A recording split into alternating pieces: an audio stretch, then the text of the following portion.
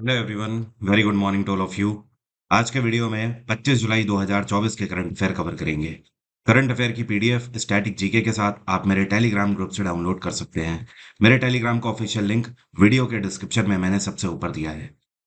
Telegram में मैं daily आपसे क्विज भी पूछता हूं, तो उस क्विज में जो क्वेश्चंस मैं आपसे पूछता हूं उसको आप लोग जरूर अटेम्प्ट किया करिए, क्योंकि ये क्वेश्चन काफी इंपॉर्टेंट होते हैं और आने वाले एग्जाम्स में आपको देखने को जरूर मिलेंगे।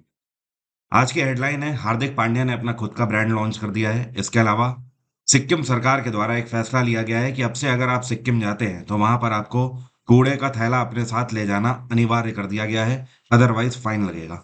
अभी इस पे डिटेल पे बात करेंगे। पहले बात कर लेते हैं कल के क्वेश्चन की। कल मैंने आपसे सवाल यह पूछा था कि राजीव गांधी खेल रत्न सम्मान के पहले प्राप्तकर्ता कौन है, मतलब पहली बार यह सम्मान किसको दिया गया था। तो इसका सही आंसर है विश्वनाथन आनंद। पहले वो खिलाड़ी हैं जिनको इस सम्मान से सम्मानित किया गया था। राजीव गांधी खेल रत्न सम्मान की शुरुआत सन 1991 में राजीव गांधी की याद में करी गई थी। इसके अलावा यह खेल का सर्वोच्च सम्मान अभी तक का हुआ करता था, लेकिन कुछ टाइम पहले ही इसका नाम बदल दिया गया है और अब इसका नाम है मेजर ध्यानचंद खेल रत्न सम्मान। तो अब अगर आपसे पूछा जाए कि खेल का इस टाइम पर भारत में सर्वोच्च सम्मान क्या है, तो आपका आंसर होगा मेजर ध्यानचंद खेल रत्न सम्मान। इसके साथ 25 लाख रुपए की धनराशि दी जाती है, आप ये भी ध्यान रखें। बाकी एक क्वेश्चन और कई बार पूछा जाता है कि भारत रत्न प्राप्त करने वाले सबसे कम उम्र के व्यक्ति कौन है, तो आंसर है सचिन तेंदुलकर। सचिन तेंदुलकर को साल 2014 में भारत रत्न से सम्मानित किया गया था। तो ये अपने आप में एक रिकॉर्ड है आज तक। अब शुरू करते हैं करंट अफेयर। हाल ही में भारत और भूटान के बीच में कितने ऐसे प्रोजेक्ट्स हैं जिनको लेकर मंजूरी दी गई है। तो दोनों देशों ने एक साथ मिलकर टोटल 61 परियोजनाओं पर मुहर लगाई है और इनके लिए जो धनराशि रखी गई है ये है 4,958 करोड़। मतलब आप ये बोल सकते हो, ये जो 61 डेवलपमेंट की परियोजनाएं हैं इनको पूरा किया जाएगा करीब 5,000 करोड़ की मदद से। और भारत ने इसके अलावा एक और अनाउंसमेंट किया है कि आने वाले समय में भूटान को डेवलपमेंट के लिए धीमे धीमे करके आने वाले कई वर्षों में 10,000 करोड़ का निवेश करेगा भारत भूटान के अंदर। और ये जो परियोजनाएं हैं इसका मेन उद्देश्य ये है कि हिमालयन रीजन में भारत और भूटान के बीच में डेवलपमेंट स्थापित होना, ट्रेड एंड कॉमर्स को बढ़ावा देना। इतना ही नहीं, भारत ने जो फाइनेंशियल सपोर्ट था अभी तक भूटान के लिए उसको जस्ट डबल करने की बात कही है। मतलब अभी तक जैसे मान लीजिए कि अगर भारत ने बोला था कि हम 1,000 करोड़ देंगे, तो अब इसको जस्ट डबल कर दिया है, 2,000 करोड़ कर दिया है। और ये जो परियोजनाएं हैं ये भूटान के अंदर 12वें 5 ईयर प्लान का हिस्सा है। और हाल ही में इसी के अंतर्गत भारत सरकार के द्वारा भूटान में एक साथ नए 19 स्कूलों की शुरुआत करी गई है, 19 स्कूल्स। और ये ऐसे स्कूल हैं जो कि वर्ल्ड क्लास फैसिलिटी से सुसज्जित है। भूटान की कैपिटल है थिम्पू और भूटान में प्रधानमंत्री हैं इस टाइम पे शेरिंग तोग्बे। क्या नाम है यहाँ पर मैं लिख देता हूँ, शेरिंग तोग्बे। ठीक है। पेटीएम पार्टनर्स ने कौन से बैंक के साथ मिलकर एक पैक्ट साइन किया है और इस बैंक के साथ ये अपना एक टेक्नोलॉजी सॉल्यूशंस लॉन्च करने जा रहे हैं। तो पेटीएम पार्टनर्स ने एक्सिस बैंक के साथ हाथ मिलाया है।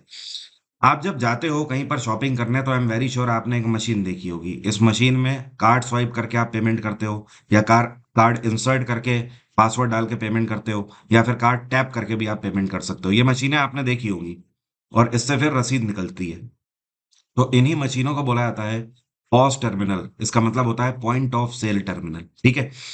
एक्सिस बैंक के जो टर्मिनल्स हैं उसमें अपनी टेक्नोलॉजी पेटीएम पार्टनर्स देगा। मतलब एक तरीके से आप बोल सकते हो एक्सिस बैंक के कस्टमर्स तक जो एक्सिस बैंक की इन पॉस टर्मिनल के थ्रू टेक्नोलॉजी पहुंचेगी, वो टेक्नोलॉजी अब पेटीएम पार्टनर्स की होगी उसमें। एक्सिस बैंक की स्थापना 1993 में करी गई थी। हेडक्वार्टर है इसका मुंबई और इसके सीईओ हैं अमिताभ चौधरी। पेटीएम पार्टनर्स की अगर बात करें तो इसकी स्थापना साल 2010 में करी गई थी। इसका हेडक्वार्टर है नोएडा और इसके सीईओ हैं विजय शेखर शर्मा। ध्यान रहे, पेटीएम पेमेंट बैंक बंद हो चुका है। आरबीआई ने उस पर मुहर लगा दी थी कि अब ये ऐसा बैंक काम नहीं कर पाएंगे, लेकिन पेटीएम जो है वो अभी भी चल रहा है। तो पेटीएम मूलतः क्या है, ये एक पेमेंट सॉल्यूशन है। सबसे पहले क्यूआर कोड के थ्रू अपना पेमेंट सॉल्यूशन लेकर आए थे ना, तो ये एज इट इज चल रहा है, लेकिन बैंक बंद हो गया है। हार्दिक पांड्या ने अपना खुद का ब्रांड लॉन्च किया है फाइनली। कौन सी कंपनी के साथ मिलकर इसे लॉन्च किया है? हार्दिक पांड्या ने इसे फैन कोड शॉप के साथ मिलकर लॉन्च किया है। ये पहला ऐसा ब्रांड है हार्दिक पांड्या का अभी तक का। और या आप बोल सकते हो बिजनेस सेगमेंट में इन्होंने पहल करी है। और यहाँ पर जो फैन कोड शॉप है, ये मैन्युफैक्चरिंग करेंगे, कपड़ों को डिजाइन भी करेंगे और उन्हें मार्केट भी करेंगे। मतलब सारा काम फैन कोड शॉप का होगा और जो पैसा होगा वो हार्दिक पांड्या का होगा। तो एक तरीके से अपना खुद के नेम से ये ब्रांड बिल्डअप कर रहे हैं। और सारे इसमें वेरेबल आइटम्स भी ही बिकेंगे, जैसे कि टी शर्ट हो गई, जीन्स हो गया, पोलो टी शर्ट्स हो गई, शर्ट हो गई, इस तरीके की चीज़ें इसमें बिकेंगी। और इसमें जो प्राइस रेंज होगी ये करीब 1,000 से लेकर 2200-2300 तक की रेंज के, मतलब कम रेंज वाले कपड़े रहेंगे। ये कौन सा विभाग है जिसके द्वारा पूरे भारत भर में शिक्षा सप्ताह मनाया जा रहा है?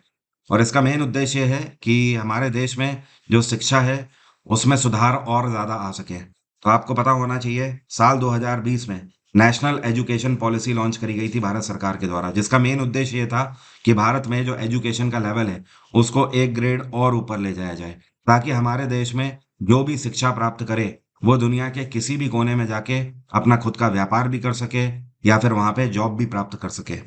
तो यह है department of school education and literacy, जिसको हिंदी में बोलते हैं स्कूल शिक्षा एवं साक्षरता विभाग।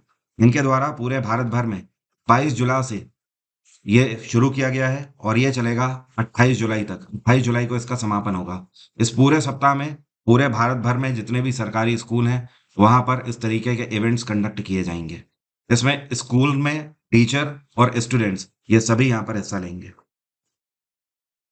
राष्ट्रीय झंडा दिवस कौन से दिन मनाया जाता है हर साल? तो झंडा दिवस हर साल हम लोग मनाते हैं 22 जुलाई के दिन। ऐसा क्यों होता है? इसलिए कि सन 1947 को जो संवैधानिक सभा थी उसने 22 जुलाई के दिन ही जो ट्राई कलर है इसको हमारा national flag as a adopt किया था। मतलब ये वही कॉन्स्टिट्यूएंट असेंबली है जिसने संविधान का निर्माण किया है। तो हमारे संविधान में एक तरीके से हमारे राष्ट्रीय झंडे का जिक्र इस दिन पूरे तरीके से अप्रूव हो गया था 22 जुलाई को। तो इसी वजह से हर साल ये दिवस मनाया जाता है। पहली बार ये दिवस साल 2002 में सरकार के द्वारा मनाया गया था। तब से लेकर हर साल अब ये मनाया जाता है। कौन सी ये दो कंपनीज हैं जिन्होंने आपस में एक कॉन्ट्रैक्ट किया है और ये H125 हेलीकॉप्टर्स को बनाने के लिए भारत में एक नई असेंबली यूनिट स्थापित करेंगे? तो ये एक कंपनी है एयरबस और दूसरी है टाटा एडवांस सिस्टम्स लिमिटेड। दोनों ने पैक्ट साइन किया है। टाटा आपको पता ही है स्वदेशी कंपनी है हमारी। एयरबस जो है ये फ्रांस की कंपनी है। और एयरबस इस तरीके के ही एयरक्राफ्ट बनाने का काम करते हैं। एविएशन इंडस्ट्री की ही कंपनी है। तो अब दोनों मिलकर भारत में H125 हेलीकॉप्टर्स बनाएंगे। और उम्मीद है कि जो पहला हेलीकॉप्टर है ये साल 2026 में बनकर तैयार होगा। जो ये यूनिट की स्थापना करेंगे, इस यूनिट का पहली बार में ये लक्ष्य रखा जा रहा है कि पर ईयर 10 हेलीकॉप्टर्स का निर्माण हो। लेकिन आगे चल के इसकी कैपेसिटी बढ़ाकर एक साल में 50 हेलीकॉप्टर्स तक निर्मित हो, ऐसा टारगेट लेकर चला जा रहा है इसके अंतर्गत। और ये अगर हेलीकॉप्टर की बात करें, H125 हेलीकॉप्टर, तो ये छोटे रेंज के हेलीकॉप्टर होते हैं लेकिन काफ़ी पावरफुल होते हैं और सिंगल इंजन बेस्ड होते हैं। तो छोटी दूरी के लिए काफ़ी बेहतरीन हेलीकॉप्टर्स होते हैं, लो मेंटेनेंस इनका होता है। इवन इतना ही नहीं, पूरे दुनिया में सबसे ज़्यादा बिकने वाले हेलीकॉप्टर्स भी यही हैं। सबसे ज़्यादा देशों में यही यूज़ किए जाते हैं हेलीकॉप्टर्स। अपार्ट फ्रॉम दिस, अगर बोला जाए कि कोई व्यक्ति अपना खुद का हेलीकॉप्टर खरीदना चाहता है तो मैक्सिमम उसकी प्रायोरिटी H125 ही रहती है। तो इसको मेक इन इंडिया प्रोजेक्ट के अंतर्गत भारत में निर्मित किया जाएगा। भारत में तो कि ये काम आएगा ही आएगा, साथ में आगे आने वाले समय में Tata advance system limited make in India project के अंतर्गत आसपास के देशों में भी इसको बेचने का काम करेगी। बाकी एयरबस की अगर बात करें तो इस कंपनी की स्थापना 1970 में करी गई थी और इसके सीईओ हैं गुलाम ए फौरी। क्या नाम है? गुलाम ए फौरी। और टाटा एडवांस जो है इसकी स्थापना 2007 में करी गई थी। इसका हेडक्वार्टर है हैदराबाद और इसके सीईओ हैं सुकरण सिंह। क्या नाम है? सुकरण सिंह। सियाचिन ग्लेशियर में पहली बार किसी महिला अधिकारी को तैनात किया गया है। क्या नाम है इनका? इनका नाम है कैप्टन सुप्रीता सिटी और ये मैसूर से बिलोंग करती हैं। और इन्होंने हाल ही में 2021 में, ज़्यादा दूर नहीं, 3 साल पहले ही इंडियन आर्मी ज्वाइन करी थी एज अ लेफ्टिनेंट। और उसके बाद ये आर्मी के एयर डिफेंस डिवीजन में चली गई। वहां पर इनको चेन्नई में ट्रेनिंग दी गई। अब इनकी सफलतापूर्वक जब ट्रेनिंग हो चुकी है तो ये पहली ऐसी महिला अधिकारी इंडियन आर्मी में बन गई हैं जिनको सियाचिन ग्लेशियर में अब तैनात किया गया है। और ये ऑपरेशनल तौर पर तैनात करी गई हैं, कोई रूटीन वैसा नहीं है, प्रॉपर ऑपरेशनल तैनात करी गई हैं वहां पर। सियाचिन ग्लेशियर की अगर बात करें तो आपको पता होना चाहिए, ये दुनिया का हाईएस्ट बैटलफील्ड है, सबसे ऊंचा लड़ाई का मैदान है ये, जो कि हिमालय की पर्वत श्रृंखलाओं में काराकोरम रेंज में पूर्वी तरफ पड़ती है। और 1984 का वो किस्सा तो आपको याद ही है, जब इंडियन आर्मी ने ऑपरेशन मेघदूत लॉन्च किया था। ऑपरेशन मेघदूत के अंतर्गत ये था कि जो पाकिस्तानी घुसपैठिए आ गए थे, पाकिस्तानी आर्मी ही थी एक्चुअली, वो सियाचिन ग्लेशियर में अपना कब्जा जमा चुकी थी। उस टाइम पर इंडियन आर्मी ने खदेड़ा था ऑपरेशन मेघदूत के अंतर्गत, और सियाचिन ग्लेशियर को वापस से अपने कंट्रोल में लिया था। ये कौन से स्पोर्ट्स पर्सनालिटीज हैं जिनको एक प्लेटफॉर्म है जिसका नाम है प्ले स्पोर्ट, इसके ब्रांड एम्बेसडर के रूप में अपॉइंट किया गया है? तो दरअसल ये दो नहीं, तीन लोग हैं। सानिया मिर्जा हैं, एमसी मैरी कॉम है, और तीसरे हैं रणविजय सिंह। इनको आपने कई बार देखा होगा, ये एक्टर है। तो इन तीनों को ब्रांड एम्बेसडर के रूप में अपॉइंट किया गया है। और सवाल ये उठता है कि प्ले स्पोर्ट करता क्या है। देखिए, पूरे भारत भर में स्पोर्ट्स का इंफ्रास्ट्रक्चर डेवलप करने का ये काम करते हैं। एग्जाम्पल के तौर पर कई सारी स्पोर्ट्स एकेडमीज आपने देखी होंगी, उनको सपोर्ट करने का काम करते हैं। या फिर आपने क्रिकेट वगैरह देखते हो जब आप, तो उसमें देखा होगा बाउंड्रीज पे, किनारे पे छोटे छोटे बच्चे बैठे रहते हैं, स्काउट बॉय वो कहलाते हैं। तो वो सब इसी एकेडमीज से जुड़े होते हैं। इन एकेडमीज को सपोर्ट करता है प्ले स्पोर्ट। तो एक तरीके से खेल की प्रतिस्पर्धा को बढ़ाने के लिए प्ले स्पोर्ट ने इन तीनों को अपना ब्रांड एम्बेसडर नियुक्त किया है।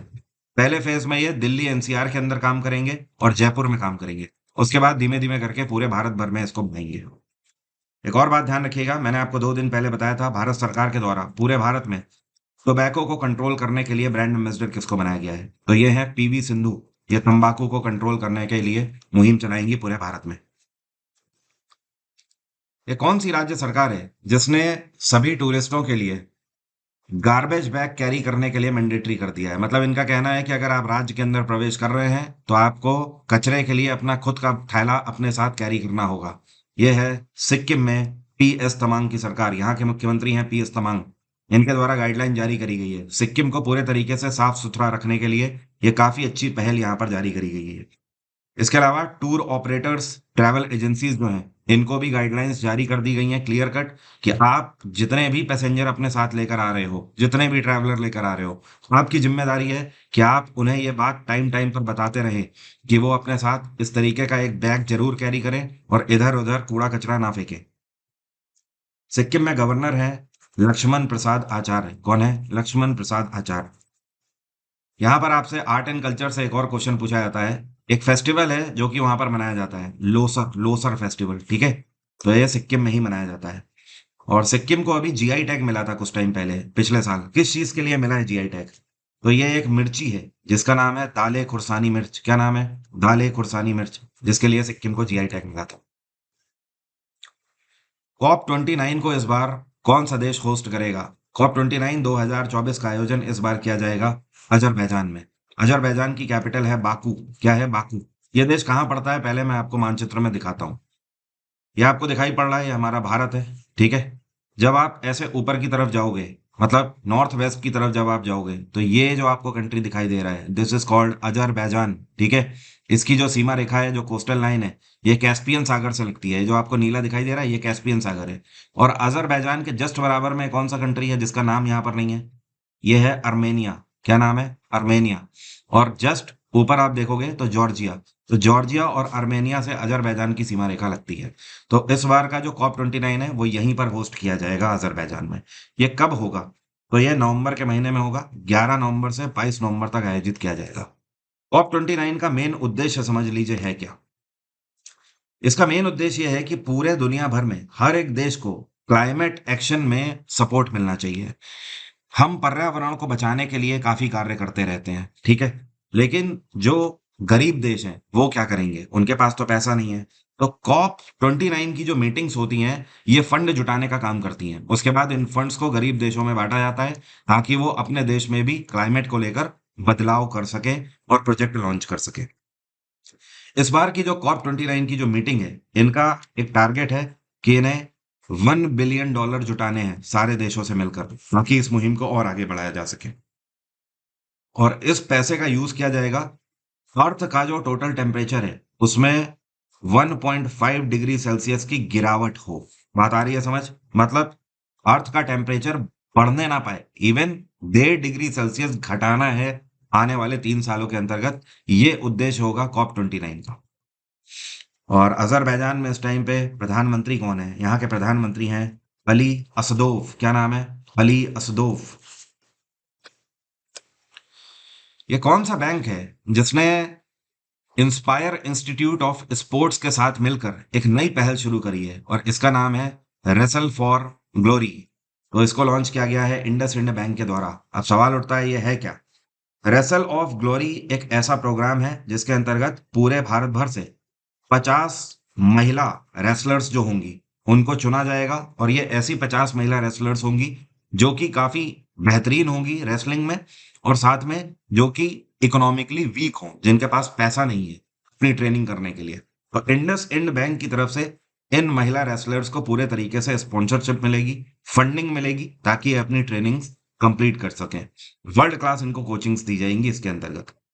कुछ टाइम पहले साल 2016 में इंडसइंड बैंक के द्वारा एक प्रोग्राम चलाया गया था जिसका नाम था इंडसइंड फॉर स्पोर्ट्स। ये जो प्रोग्राम है ये उसी का हिस्सा है, और इंडसइंड की स्थापना 1994 में करी गई थी। हेडक्वार्टर है मुंबई। इसके सीईओ हैं सुमंत खतपालिया। कौन है? सुमंत खतपालिया। अभी हाल ही में BECIL, जिसको बोलते हैं broadcast engineering consultant India limited, इसके चेयरपर्सन और MD के रूप में कौन अपॉइंट किए गए हैं? तो ये है कॉमोडोर DK मुरली। अब से नए चेयरपर्सन इसके ये होंगे। और DK मुरली इससे पहले इंडियन नेवी में सर्व कर चुके हैं।